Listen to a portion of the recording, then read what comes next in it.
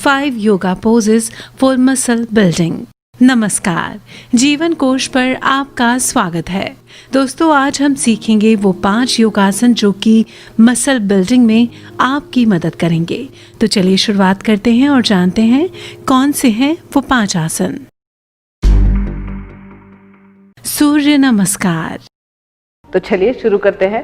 सबसे पहले अपना मैट एक बिल्कुल ही फ्लैट आपको सरफेस लेना है। आप पार्क में भी कर सकते हैं और मैट पर आपको मैट के बिल्कुल आगे की ओर आना है। जैसे कि एक पैर का गैप रखते हुए आपको मैट मेजर करना है और यहाँ पर आपको खड़े होना है। समस्थिति में ताड़ासन की पोजीशन में जो आपका हिप है उसको आगे की ओर आपको पुश करना है।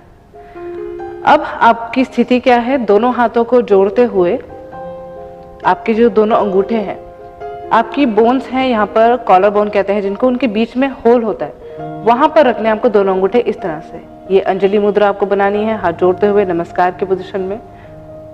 और अपनी जो आर्म्स हैं जो आपकी बाजुएं हैं, उससे आपको अपने अपर को ऐसे इस तरह से प्रेस करना है। इससे करने से आपका मन जो है शांत होता है। आप जो सूर्य देव हैं, अगर आप सूर्य के सामने कर रहे हैं तो उनको सबसे पहले नमस्कार नमन करते हुए आपको यह आसन शुरू करना है। अब धीरे से श्वास को छोड़ते हुए और नोज के थ्रू ही श्वास को अंदर लेते हुए हाथों को ऊपर की ओर ले जाना है। ज्यादा से ज्यादा ऊपर ले जाएंगे, स्ट्रेच करेंगे और धीरे से, मतलब आपकी जो स्पाइन थी जिसको आपने हिप को अंदर करके रखा हुआ था, उसी स्पाइन के साथ ज्यादा से ज्यादा जितना आप हो सके पीछे की ओर बेंड करेंगे।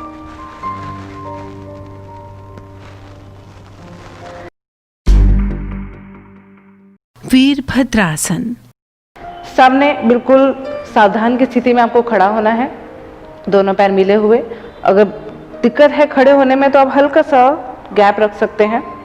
उसके सावधान की स्थिति में खड़ा होना है। अब आपको ये जो पैर है अपने इस साइड, मतलब बिल्कुल लेफ्ट साइड की तरफ मोड़ देना है और ये राइट लेग आपको पीछे की तरफ पुश करना है।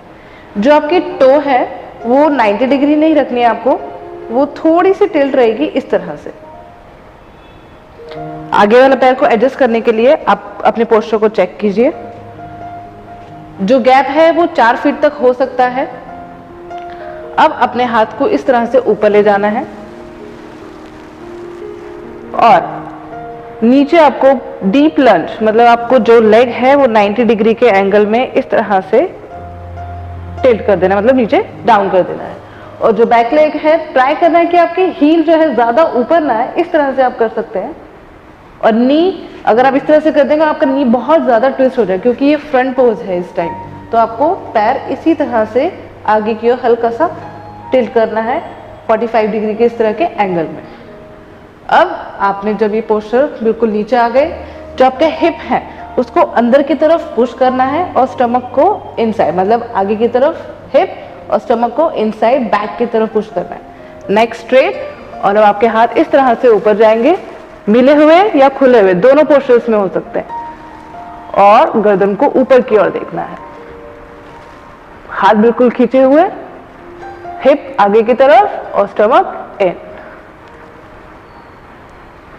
कुछ सेकंड रुकने के बाद धीरे से ऊपर, और जब आपको पोस्चर चेंज करना हो तो ये लेग और दूसरा वाला लेग आपका आगे की तरफ आ जाए।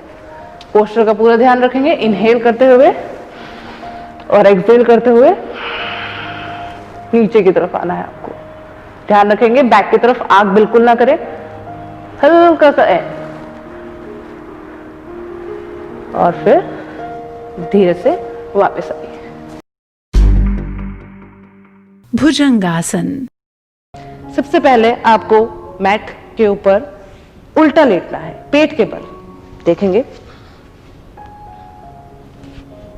अपनी चिन को मैट पर रखते हुए दोनों हाथों को अपने शोल्डर यानी कि कंधों के आसपास रखेंगे। पैरों को बिल्कुल बाहर, टोस को एकदम बाहर निकाल देंगे। धीरे धीरे श्वास को अंदर भरते हुए ऊपर की ओर आएंगे।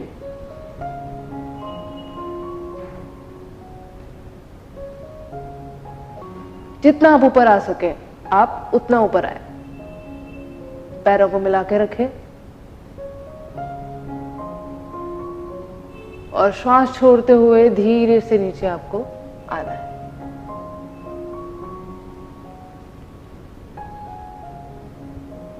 इसका दूसरा वेरिएशन मैं बताना चाहूंगी।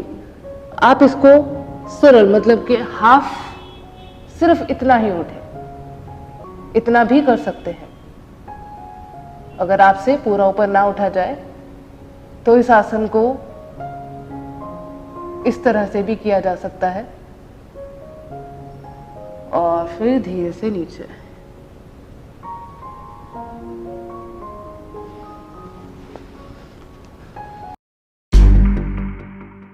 सेतुबंध आसन। सबसे पहले आप अपने मैट पर लेट जाइए इस तरह से।